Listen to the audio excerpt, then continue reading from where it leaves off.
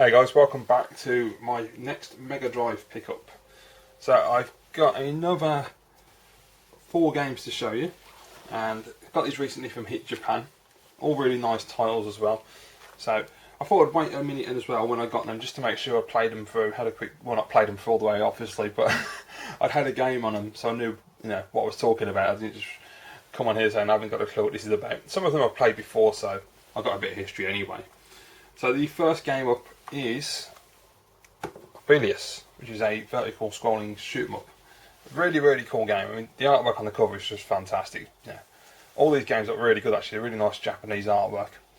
Yeah, I played it the other night. It's fantastic. I used to own this on the Sega Genesis a while ago, and so there's an early video on my channel from way back when I did a gameplay for this. I might have to do a new one though, because I think it was really early and it wasn't that brilliant, to be honest. I'll have to have a look. But yeah, really fun vertical shooter. I don't know if it's Greek mythology, I'm not too sure, I'm not very good on all that kind of thing, but really cool, interesting one. Quite good. I was having a go on it the other night. I was doing okay, but it can get a little hectic sometimes, and I do find it with vertical shooters anyway. I find it difficult to concentrate on what's on the screen and where I'm supposed to be, and I tend to die a lot by not noticing enemies on the corners and just flying straight into them. But yeah, overall, quite an impressive little title, and I'm very glad to pick this up. Lovely spine as well, look at that. Fantastic. And the reverse. Yeah, really nice cover all the way around actually. These 4 games have got probably the 4 best spines that I've got so far. They're really impressive. So there we go. So that one is Velus. Okay. Next up, this was really cool. I had to grab this because I've never played these on the Mega Drive and I wanted to try it out. And it is Rolling Thunder 2. Now, back in the day, as a kid, I used to like the Rolling Thunder games in the arcade. I thought they were really cool. Basically, the game is just a action platformer where you traverse between the ground and the above platforms and shoot people in the face. That's pretty much it. It's alright. I put it on the other night, and I played the first level, and I thought that was a bit easy, a bit strange. So I thought, okay, fair enough. Got to the second stage, and it just kicked my arse. I mean, you get these panthers that just keep jumping at you constantly, and you can't shoot them in the face until they actually jump. And so trying to time it right, I was having no luck at all. And I just kept dying over and over again. Eventually I managed to get through to the end of the stage, and you get a flamethrower. And then when you walk a bit further, this massive mechanoid bloody robot thing comes at you. And I'm like, what the hell's going on? I was like, it made no sense in terms of the story unless I'm missing something. I mean, it is in Japanese, of course, obviously. It just didn't make a lot of sense to me. But I got absolutely hammered. He just murdered me about 4 times. And in the end, I just went, I've got to play something else. It's going to drive me crazy. But I will go back and try again because I really like this game. It's really fun. And look at that cover. I mean, that cover is just brilliant. It's so nice. Really great art, beautiful colours, awesome stuff. There you go. I do like the Japanese games. Same with the Super Famicom when they put the little pictures down the bottom. Like you get little screenshots on the Super Famicom games. There you go. And look at that. Isn't that brilliant? A lot of thought goes into the Japanese artwork, unlike the Western artwork. It's a real shame. So yeah, Rolling Thunder 2. Now, as far as I'm aware, Rolling Thunder 3 is a Genesis exclusive. You can get it on a reproduction for the Japanese market, so that's quite cool. So that may or may not appear in the future, I don't know, we'll wait and see. Can someone tell me what happened to Rolling Thunder 1? Did that not get a release on the home consoles, or what happened there? Next up is an absolute classic, and basically a game you just have to have in your Mega Drive collection. Strider. You can't go wrong with Strider. Brilliant game. I'm not too sure about the artwork on this one, the cover. I don't know. It's alright. It just don't, to me, it doesn't.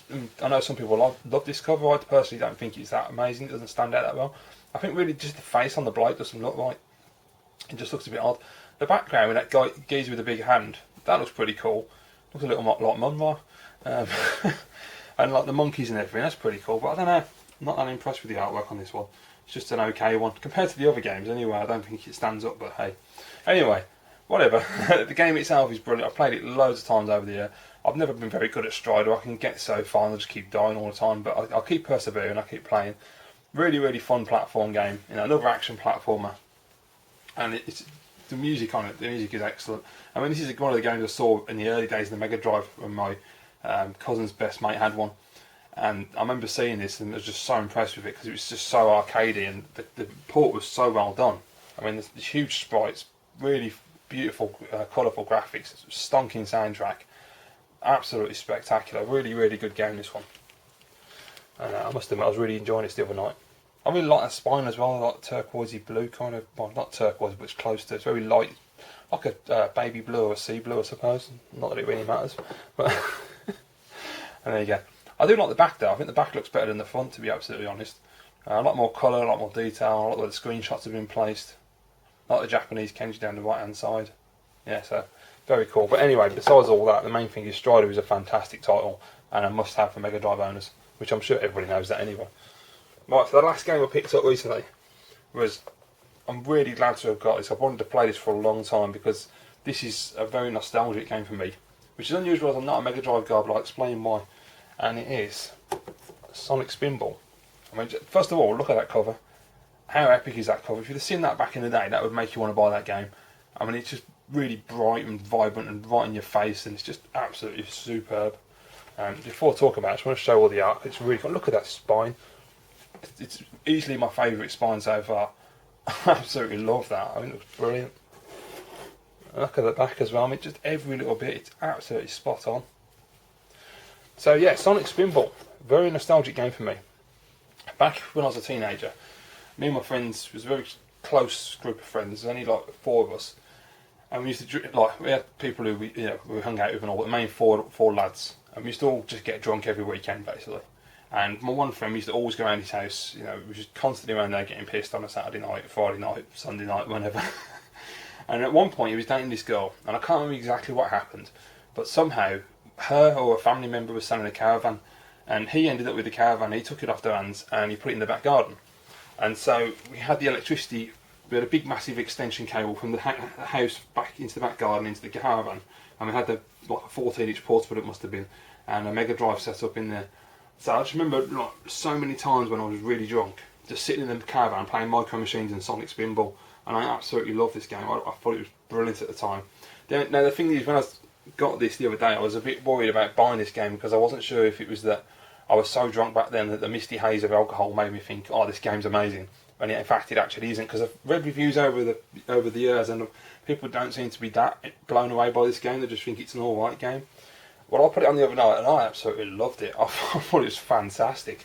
The graphics are absolutely gorgeous on it.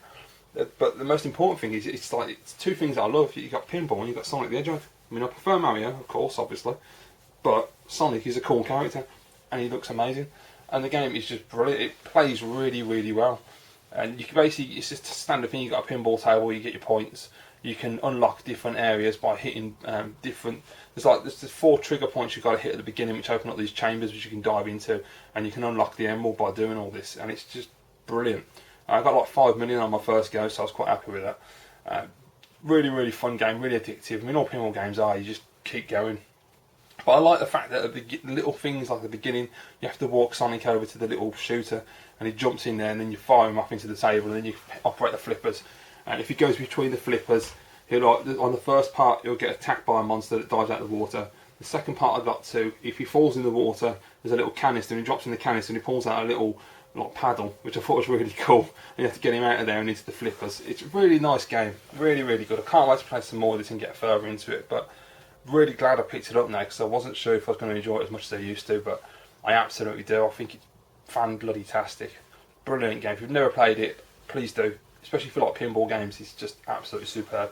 And it's worth having in the collection just for the artwork alone. That spine is just, just look at that. How good is that? Absolutely beautiful. So yeah, brilliant addition to my collection. I'm really happy to got this one. So there you go guys, that's the latest 4 games from my Mega Drive collection, so I'm just going to enjoy playing my games a bit more now. And then eventually I'll pick some more up. I'm sure I'll pick some more up before Christmas because I'm just like that. But anyway guys, let me know what you think of these games down in the comments below. I'd love to hear your opinions and thoughts. And as always, if you've got any suggestions for games that I might not have on my list, let me know and I'll have a look at them. Thanks for watching guys, hope you enjoyed this video. If you did, please give it a thumbs up, and if you want to see more videos, just click on subscribe. Thanks, see you again soon.